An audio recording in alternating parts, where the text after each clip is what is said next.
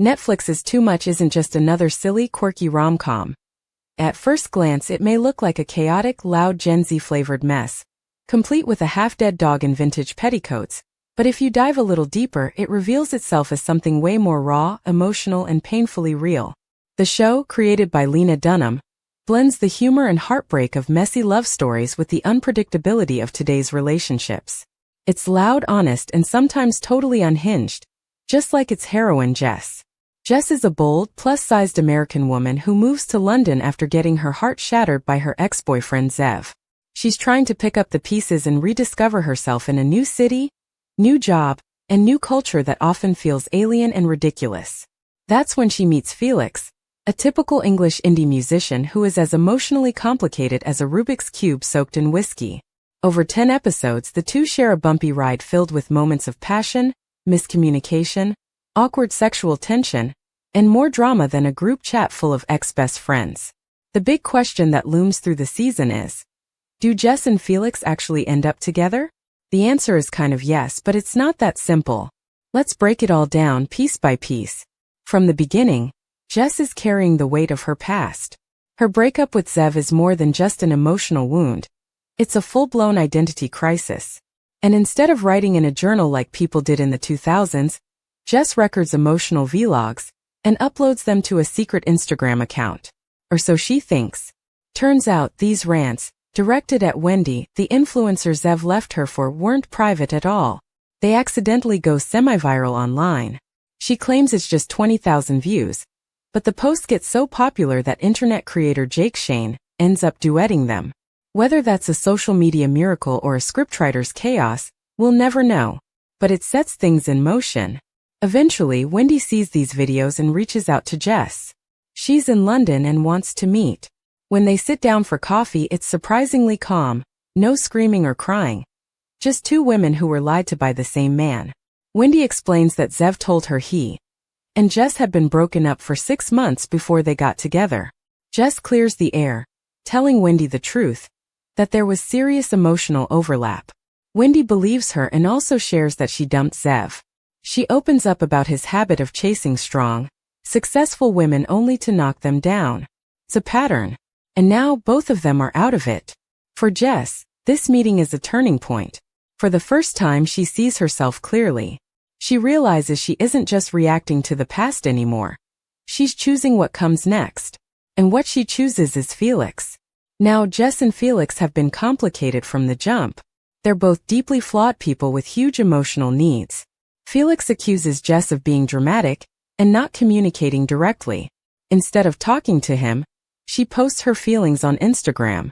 Ouch. And when Felix tries to open up about serious things like childhood trauma, Jess tends to make the conversation all about her. That hurts him. Meanwhile, Jess is constantly feeling like Felix is distant and judgmental.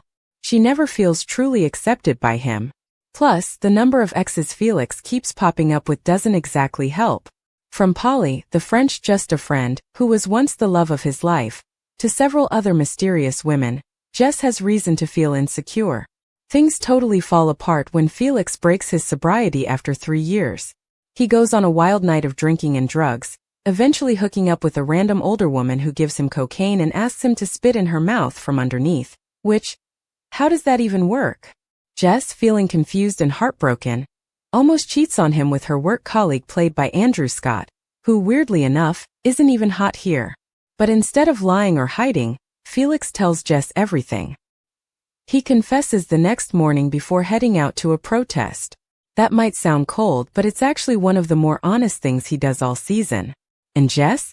She doesn't collapse. She doesn't scream. Instead, she takes a deep breath and goes after him. In a classic rom-com but make it easy way, Jess asks her weird British landlord to drive her to the protest. He recognizes the location from someone's Instagram story. Because of course that's how they track people now. When she finds Felix, she literally glues her hand to the pavement next to him to show she's serious. She says she's all in, even though she's supposed to fly back to New York. And then just to top off the madness, they both get arrested together. That brings us to the final scene. Cut to a wedding. Jess and Felix are married. Just like that. No explanations. No lead up. No big moment where they suddenly figure everything out. They're just husband and wife now. And weirdly, it kind of fits the vibe. These two chaotic souls, bound together by all their emotional mess, seem to finally choose each other, no matter how messy or unstable it might look from the outside. We don't know if it'll last. We don't know if it even makes sense. But what too much teaches us is that sometimes, you don't need all the answers. Sometimes love doesn't look like calm, clean, perfect timelines. Sometimes it's just two people deciding to jump into the madness together. The rest of the cast also gets their little happy endings, or at least satisfying conclusions. Jess's sister, who had her own mess to deal with, gets back with her ex-husband. Kim and Josie, two other characters with their fair share of tension, make peace at the wedding. And Jess's mom even shows up with a new boyfriend, adding another layer of chaos that somehow just fits into the wedding vibe perfectly. The show isn't trying to sell us a fairy tale. It's not even trying to pretend that this is the ideal relationship. But too much makes it clear that love doesn't have to be perfect. It just has to be real. Jess and Felix are both deeply imperfect people who make a lot of mistakes. They hurt each other, they mess things up, and they don't always communicate well. But despite all that, they show up. Again and again.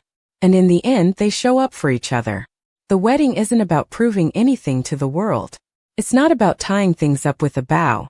It's a symbol that they're willing to try. And maybe that's enough. Jess and Felix's love story might be messy, dramatic, and confusing. But it's also funny, relatable, and raw. It's the kind of love that makes you scream into your pillow one day and laugh so hard you cry the next. Whether they stay together forever or not, it doesn't matter. What matters is that, in that moment, they chose each other. Fully. Wildly. And yes, maybe even a little stupidly. But isn't that what love is sometimes?